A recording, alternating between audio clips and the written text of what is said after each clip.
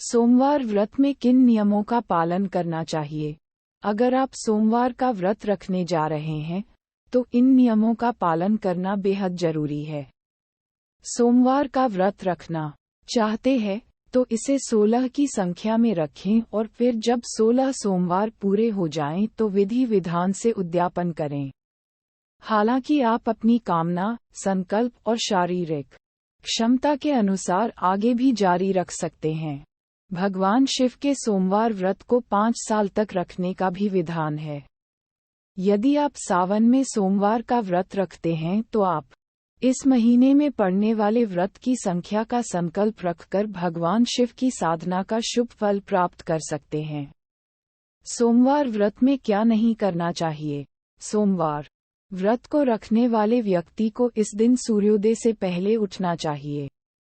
सोमवार का व्रत रखने वाले व्यक्ति को दिन में भूलकर भी नहीं सोना चाहिए। सोमवार व्रत में शाम के ही समय में भोजन करने का विधान है। ऐसे में उससे पहले किसी भी प्रकार के अन्न का सेवन न करें। शिव साधक को तामसिक चीजों का सेवन नहीं करना चाहिए। सोमवार का व्रत रखने वाले व्यक्ति को इस दिन पूरी तरह से ब्रह्मचर्य का पालन करना चाहिए। सोमवार व्रत में भगवान शिव के साथ माता पार्वती की पूजा भी जरूर करनी चाहिए। एक समय श्री महादेव जी पार्वती के साथ भ्रमण करते हुए मृत्युलोक में अमरावती नगरी में आए। वहां के राजा ने शिव मंदिर बनवाया था, जो कि अत्यंत भव्य एवं रमणीक तथा मन को शांति पहुंचाने वाला था। भ्रमण करते समय शिव पार्वती भी वहां ठहर गए। पार्वती जी ने कहा, हे नाथ, आओ आज इसी स्थान पर चौसा पान से खेलें।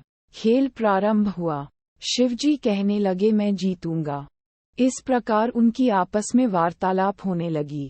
उस समय पुजारी जी पूजा करने आए। पार्वती जी ने पूछा, पुजारी जी बताइए जीत किसकी होगी? पुजारी बोला, इस खेल में महादेव जी के समान कोई दूसरा पारंगत नहीं हो सकता, इसलिए महादेव जी ही यह बाजी जीतेंगे। परंतु हुआ उल्टा, जीत पार्वती जी की हुई।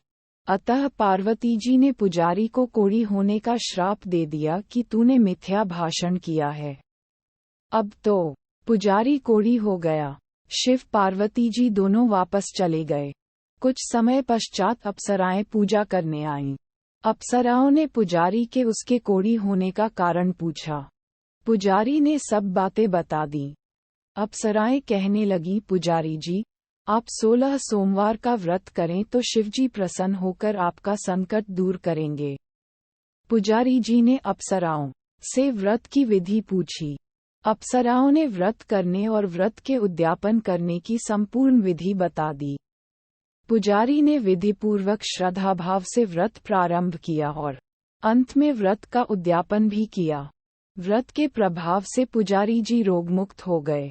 कुछ दिनों बाद शंकर पार्वती जी पुनः उस मंदिर में आए तो पुजारी जी को रोगमुक्त देखकर पार्वती जी ने पूछा, मेरे दिए हुए श्राप से मुक्ति पाने का तुमने कौन सा उपाय किया? पुजारी जी ने कहा, हे माता, अप्सराओं द्वारा बताए गए 16 सोमवार के व्रत करने से मेरा ये कष्ट दूर हुआ है। पार्वती जी ने भी 16 सोमवार का व्रत किया, जिससे उनसे रूठे हुए कार्तिकेय जी भी अपनी माता से प्रसन्न होकर आज्ञाकारी हुए। कार्तिकेय जी ने पूछा, हे माता, क्या कारण है कि मेरा मन सदा आपके चरणों में लगा रहता है? पार्वती जी ने कार्तिकेय को 16 सोमवार के व्रत का महात्म्य तथा विधि बताई। तब कार्तिकेय जी ने भी इस व्रत को किया तो उनका बिछड़ा हुआ मित्र मिल गया। अब मित्र ने भी इस व्रत को अपने विवाह होने की इच्छा से किया। फलत वह विदेश गया। वहां के राजा की कन्या का स्वयंवर था। राजा ने प्रण किया था कि हथिनी जिस व्यक्ति के गले में वरमाला डाल देगी, उसी के साथ राजकुमारी का विवाह करूंगा। ये ब्राह्मण मित्र भी स्वयंवर देखने की इच्छा से वहां एक ओर जाकर बैठ गया। हथिनी ने इसी ब्राह्मण मित्र को माला पहनाई तो राजा ने बड़ी धूमधाम से अपनी राजकुमारी का विवाह उसके साथ कर दिया। तत्पश्चात दोनों सुखपूर्वक रहने लगे। एक दिन राजकन्या ने पूछा, हे नाथ, आपने कौन सा पुण्य किया जिससे हथिनी ने आपके गले में वरमाला पहनाए? ब्राह्मण पति ने कहा, मैंने कार्तिकेय जी द्वारा बताए अनुसार 16 सोमवार का व्रत पूर्ण विधि विधान सहित श्रद्धा भक्ति से किया, जिसके फल के कारण मुझे तुम्हारे जैसी सौभाग्यशाली पत्नी मिली। अब तो राजकन्या ने भी सत्य पुत्र प्राप्ति के लिए व्रत किया और सर्वगुण संपन्न पुत्र प्राप्त किया।